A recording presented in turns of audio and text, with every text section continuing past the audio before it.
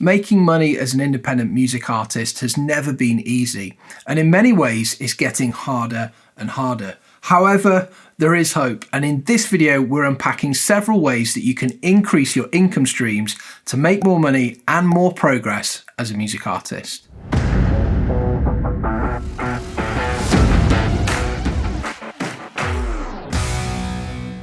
So let's start by asking the question, what are your financial goals as a music artist?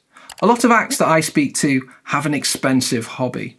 Sadly, all the money is going out and not much is coming in. Now, there's nothing wrong with doing music as a hobby. It's a great hobby to have, but most people would like something more sustainable.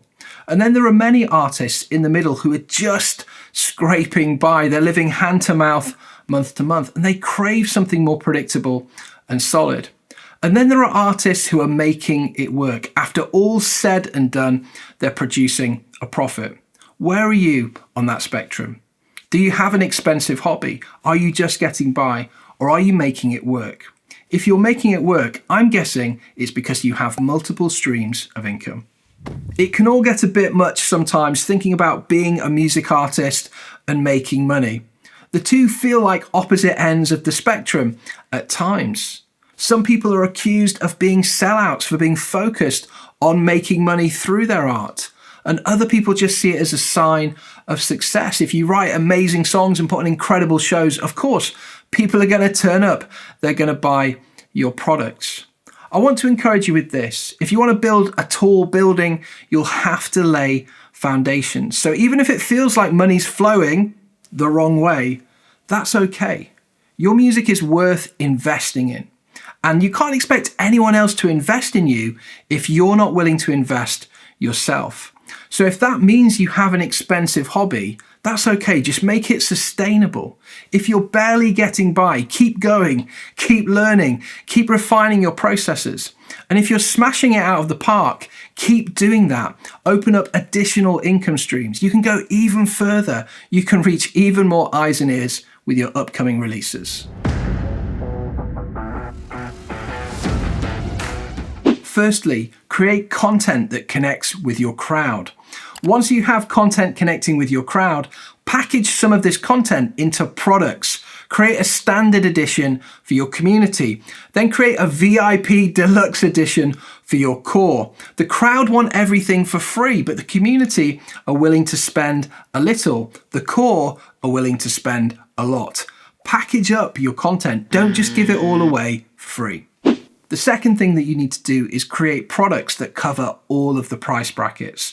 Don't just sell merch at 5, 10, 15. You're not a big brand, you're a boutique. You need to sell things at a premium wherever you can. And if you're nervous about having prices that seem expensive, do this. Create a standard edition of your product. Sell it at a price that seems really reasonable. Then have a deluxe version of your product, which seems a little bit expensive. And then have a super deluxe version of your product, which seems ridiculously overpriced. A lot of people will think, do you know what?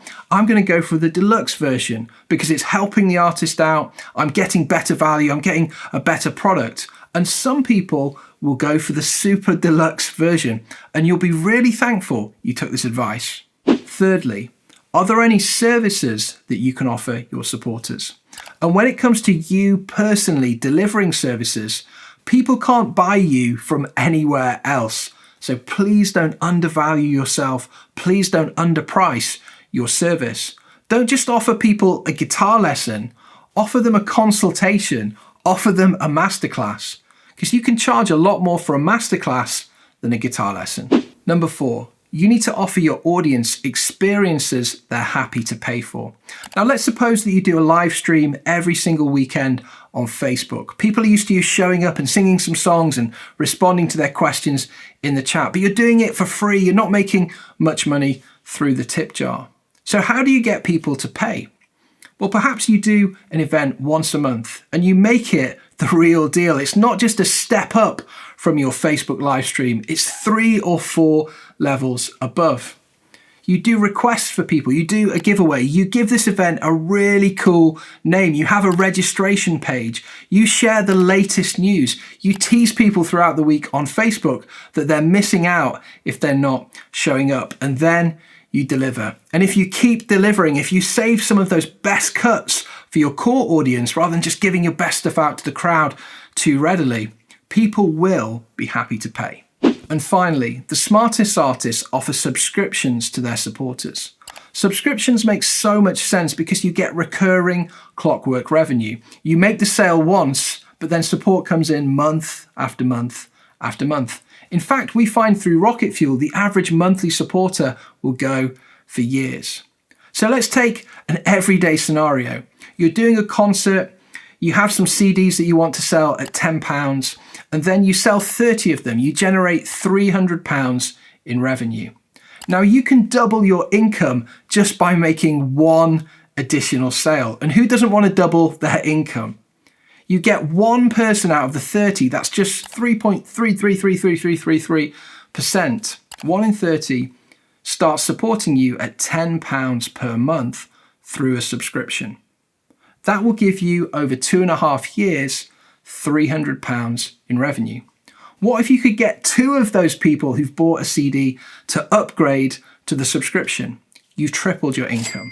This makes so much sense. So I hope this has encouraged you to open up multiple income streams. If you're heavily reliant on just 1 or 2 income streams, it's dangerous because things can dry up. I was speaking to an artist just last week and they were making £1,500 each month on YouTube. Now they kept on doing what they were doing because things were flowing the right way, but the revenue slumped and now they're at £200 a month and they're trying to work out what to do. Now the income stream hasn't entirely dried up, but they've lost £1,000 a month that they were getting in. You can't be overly reliant on one income stream. So make sure you open them up, get things flowing the right way.